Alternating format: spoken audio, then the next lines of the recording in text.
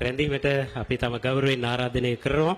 ඔබතුමාට යාපන දිස්ත්‍රික්කයේ විශේෂ උපහාරයක් මේ මොහොතේදී පිරිනැමීම සඳහා.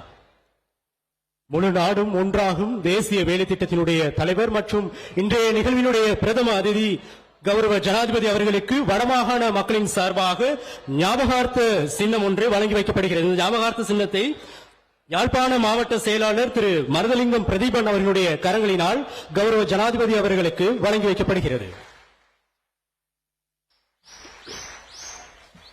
විෂමද්‍රව්‍ය පිටුදැකීමේ කටයුතු කරන ගරු ජනාධිපතිතුමා වෙත යාපනය දිස්ත්‍රික්කයේ ජනතාවගේ උපහාරය සංකේතවත් කරමින් යාපනය දිස්ත්‍රික් ලේකම් ප්‍රදීපන් මැතිතුමා විසින් විශේෂ තිළිණයක් ගරු ජනාධිපතිතුමා වෙත මේ අවස්ථාවේදී තිළිණ කරනු ලැබුවා.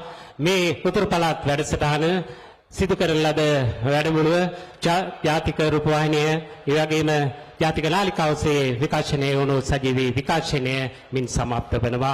අප නැවත මෙවන් වැඩමුළුවකදී හමු මේ බලාපොරොත්තු වෙනවා.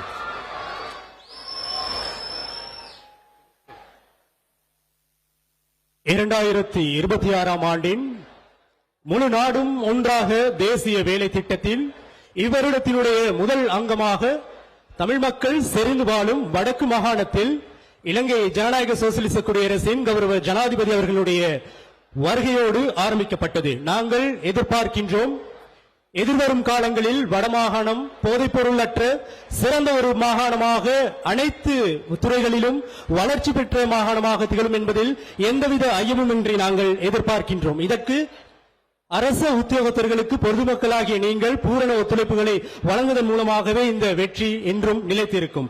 ஆகவே சர்வமத தலைவர்கள் மற்றும் அனைத்து அரச தர உத்தியோகத்தர்கள் மற்றும் பொதுமக்கள் போலீஸ் பொதுமக்கள் பாதுகாப்பு குழு உறுப்பினர்கள் மற்றும் அனைத்து சமூக ஊடகங்கள் மற்றும் ஊடக நிறுவனங்களுக்கும் இந்த நேரத்தில் நன்றிகளை தெரிவித்துக் கொண்டு முழு நாடும் ஒன்றாக எனும் தொழிற்பொருள் என்றும் நிலைத்திருக்க வேண்டும் என நாங்கள் கூறி இந்த நேரத்தில் இலங்கை போலீஸ் சார்பாக விடைபெறுகின்றோம். நன்றி, வணக்கம்.